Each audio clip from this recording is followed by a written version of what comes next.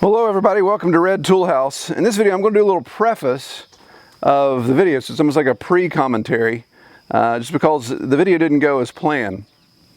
If you ever have one of those projects that just absolutely turns out to be a real butt kicker, it's got the kiss of death all over it. Well, this project was one. This is my third attempt at trying to do this project on camera. Either didn't have the right piece of equipment, something was wrong with the camera, blah, blah, blah, blah, blah. So anyway, the project was to work on this coop, and as you get into the video, I'll explain it more because that's where I really start the video.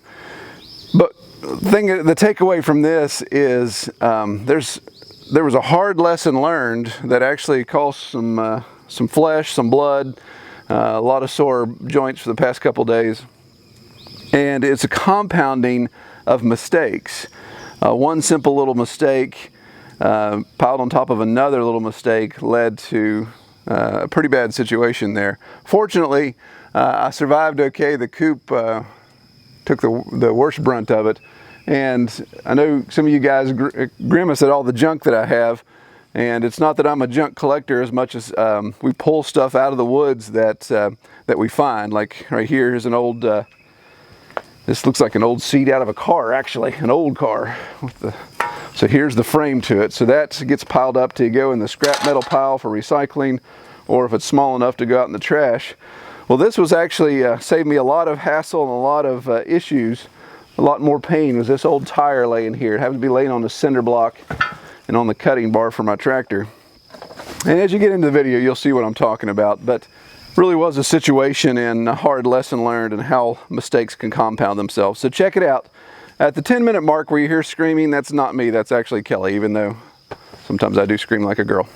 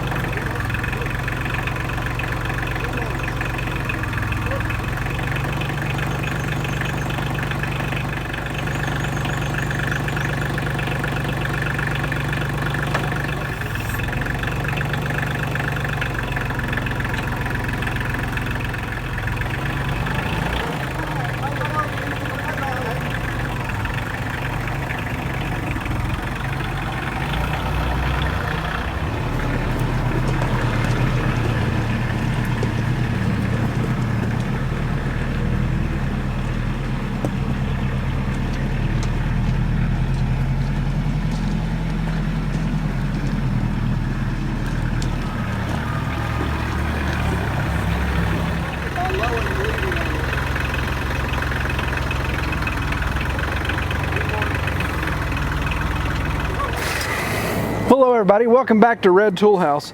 In this video, we're going to start a project where we're going to take our phone booth coop and make it mobile. Okay, so why is it a phone booth coop? Well, that's just what I've called it. It's a 4x4 coop that we built. This is actually the first chicken coop that I ever had. When we had 12 chickens, we had them in here. And it's just a 4x4. It's actually just built on a half of a piece of plywood. I put treated 4x6s underneath it to act as skids. And the plan was, at the time, this would just sit in the backyard and we'd have just a fenced off area that would be the chicken coop. That was our first step, a fixed coop position, no rotation, no pasture grazing or anything like that, just a small coop and a small run that they had access to in the backyard. And that worked okay for a while, but then as we learned more and more about rotation, the benefits of that, we wanted to look into those things. So this coop, this coop has served us really well, but at one point it was actually, when we first got pigs, it was actually a mini pig hut, because we just let them, our first ones, Molly, Abigail, and Notch, they, as they were weaned piglets, they got to hang out in here, so we used it as a pig hut. So they've slept in here. We've had chickens in here again, rotating back and forth. But it's pretty much just set out by the barn and has weathered a bit. I brought it around to the front of the workshop with the tractor bucket here so we could start working on the mobile aspect of it. I made plexiglass windows for it, so those could be taken out. It still has some mesh netting there that keeps the chickens out. But in the summertime we could take the plexiglass out and get a nice breeze going through there, but still not have to worry about predators. It's got a little egg pop door here on the side. It's probably gonna be full of wasps. Yep. But this had three nesting boxes in the side here, and of course has a human door on the other side, so we could walk in and clean the coop out and do those type of things as we needed to. So it was a really good coop. It did what it needed to do, served its purpose, and like I said, is pretty good for a dozen chickens or so. So the plan is to make this mobile. We're going to put an axles and wheels on it, and then we're going to put a trailer hitch tongue on the other end. The plan would be that we can back up to it with a side-by-side, hitch it up, and drive it to the next spot without having to lift it, put wheels on it, or move it with a bucket. You can see how I move it with the tractor bucket now. I have to put a chain around it or a strap, and that's really just wearing hard, wearing the corners off. And not to mention, that's a lot of weight cantilevered on the front of the tractor. It makes it a little iffy going up and down steep hills. So we figure if we put wheels on it, then we'd have the opportunity to just drive it around like a trailer. So the plan is taking some 3/4 inch stock and a pneumatic tire, just using some washers and some bushings here to space it out. We're going to drill holes in the 4x6s underneath and mount these as axles. And I don't have enough 3/4 inch stock to go all the way across, so I'm just going to do 2 side axles. So we'll see how that goes, see if it has too much slop in it. And then for the trailer tongue, you work with what you've got. I know if it was Tom down there at Hilltop Machine Works, he'd be doing all this out of metal and really make it look super sweet.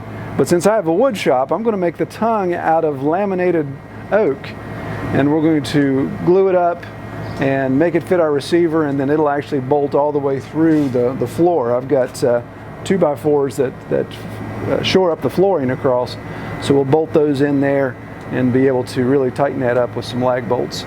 Or we'll put a trailer hitch on the end of that so we can hitch it up to a long tongue there. So with the goal of not getting pancaked while I have this elevated, I'm going to take some measurements to drill my pilot holes to run my axle shafts in. And for those of you keeping score at home and you recognize this, you may think, wait a minute, Troy, didn't you say that you don't buy anything from Harbor Freight anymore?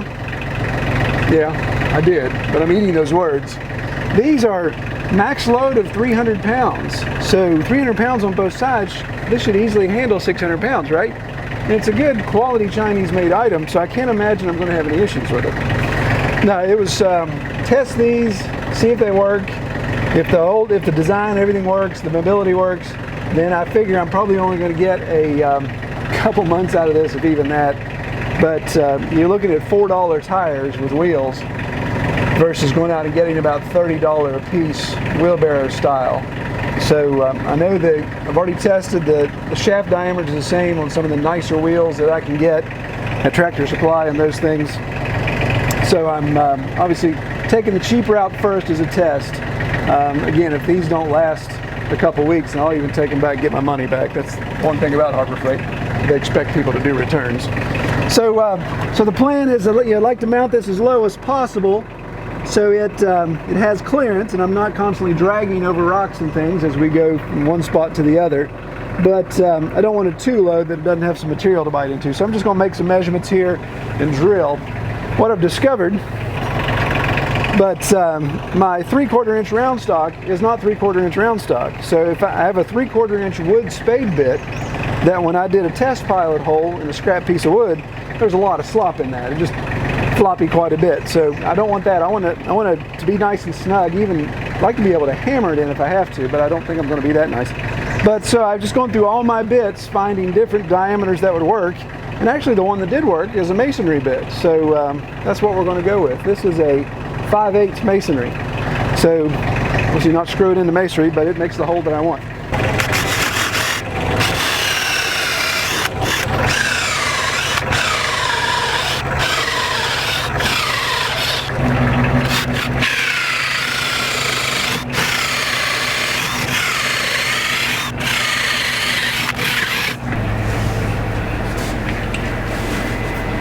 So I've measured off my round stock, and I'm going to cut my 2 pieces for that now.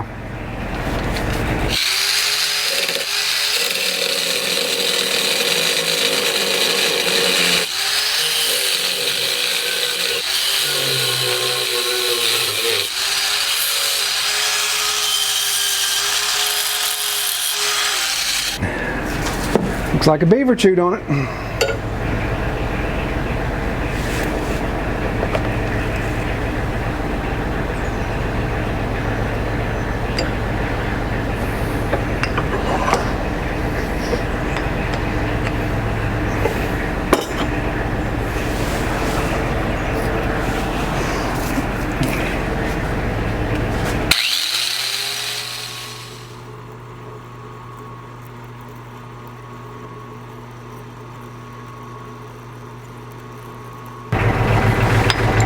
Okay, so here's the plan for the inside of the axle. I've got my holes in it.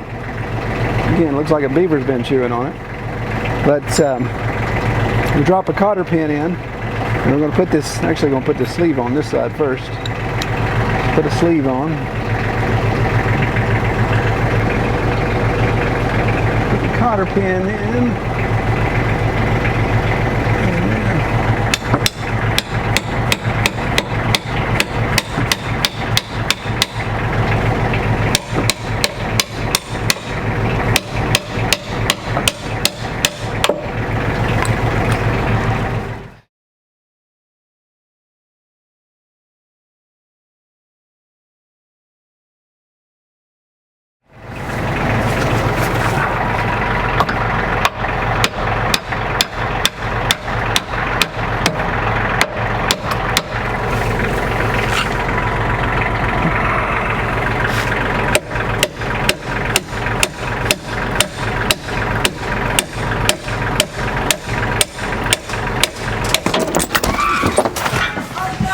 Catch the camera. What can I do? What can I do? What can I do? Can I do anything? I can't do anything. No, don't move it. It's not on me.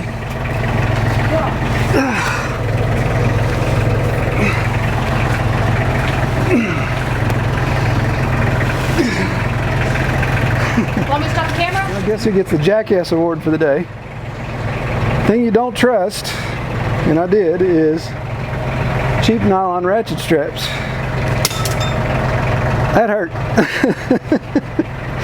A little bit of blood. I think I'll just work on it on its side for the rest of the day.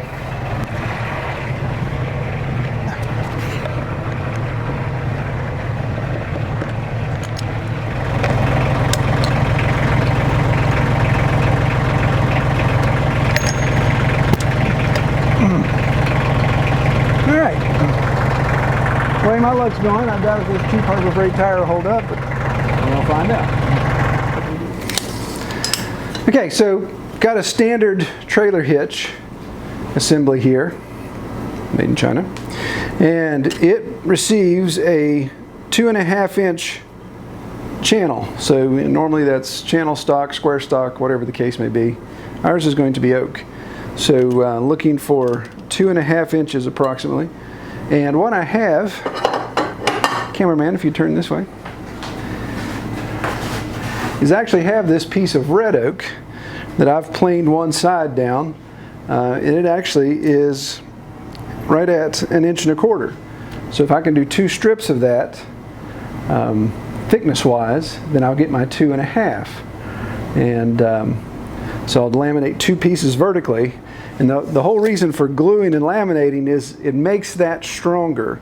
If I just had a solid board, then I'd start to get a warp. But anytime you think of like laminate beams or plywood, anytime you have the opportunity to laminate 2 pieces together and screw them together, it's going to make it stronger. So that's what I'll do. I'll rip 2 pieces down, stand them on edge, glue them together, and they will fit into the receiver here. And of course it'll go long enough all the way back to the end of the coop and we can tie it all together.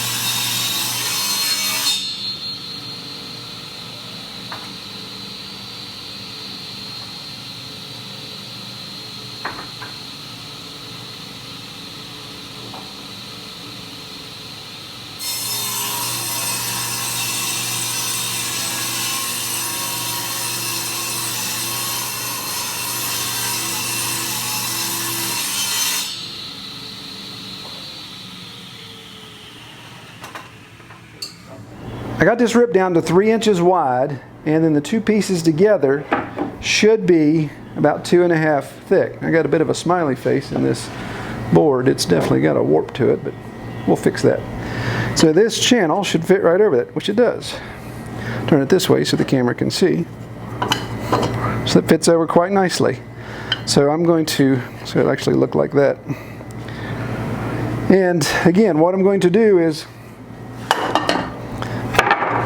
this is a side that was planed, only had planed one side of it. So I'm going to put an ample amount of glue on both sides, sandwich it together. If I was doing finer woodworking, obviously I'd use clamps. I'd use F-clamps to hold it in place while the wood dries, or while the glue dries, and that will that'll be a stronger bond than using screws or nails.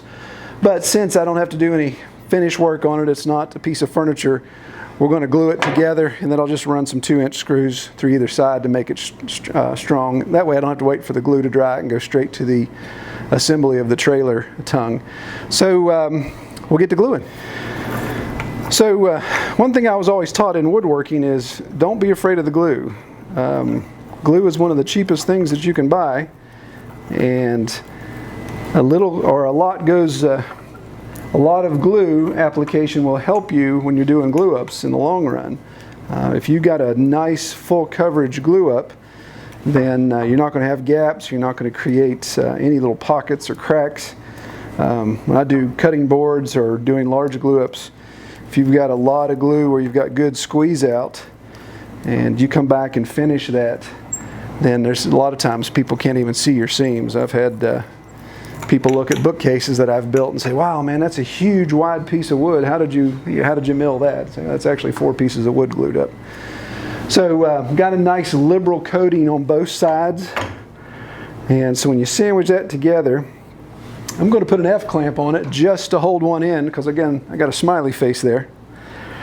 And I'm not really worried about truing up the ends as much as I want the sides to be uniform, because once I get all this stuck together, then I can come back and trim the edges up. It's like an alligator beak. All right, so we're going to go ahead and put a couple screws in this end with a clamp.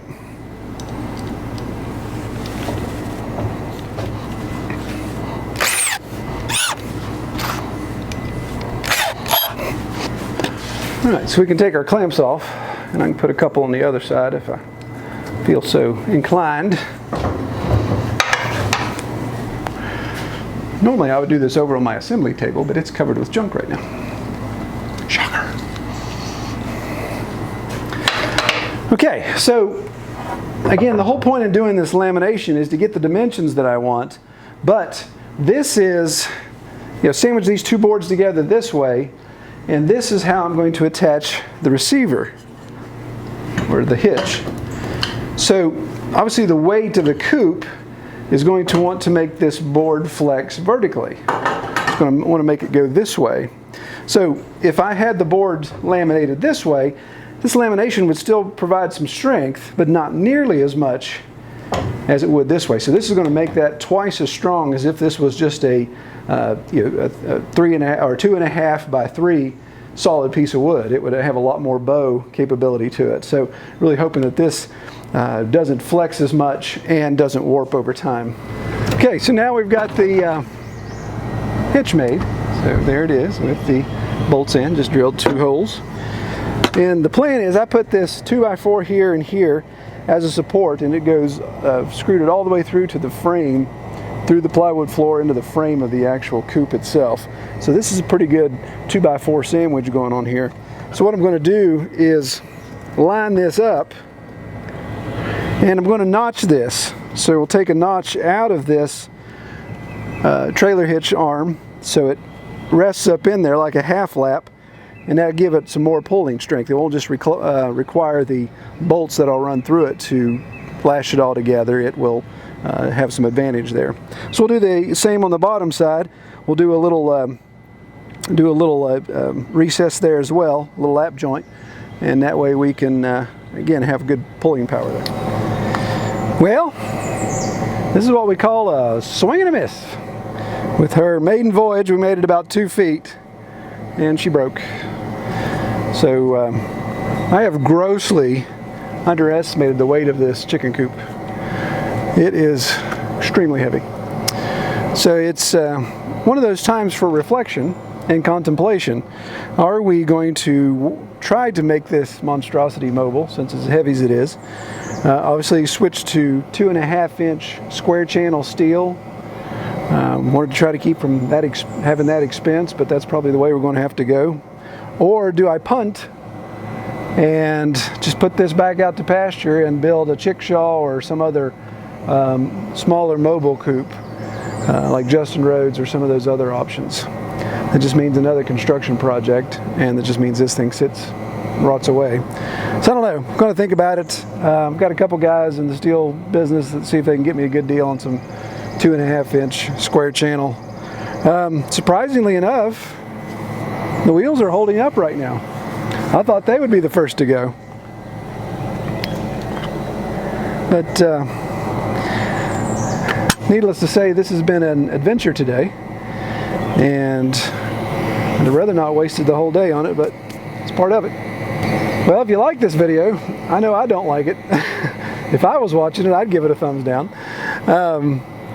Subscribe if you haven't. Check us out on Facebook. So you can see how those mistakes compounded. Ratchet straps, don't trust them. Safety block for a reason. And of course, the issue with the wood was deadfall. After I broke that trailer hitch off, realized that this red oak was deadfall, and it had a lot of punkiness in it. When I looked at where the grain where I broke it off, you could see there's a lot of cellular damage there. So that wasn't a good piece of wood to use, and underestimating the weight of this coop, it wasn't going to work anyway. So we're going to have to switch to some channel stock. We're going to have to switch to some channel steel to do that, and maybe even have to rethink the axle. So it's been just a real butt kicker. You think of the wasted time, wasted money and resources, but that's how you learn. So we'll chalk that up to a learning category. We'll heal from all the damage. Got a road rash on my arm, bruised knee, scratch on my back. Again, very fortunate. It could have been worse because that sucker was heavy. All right, well, everybody take care.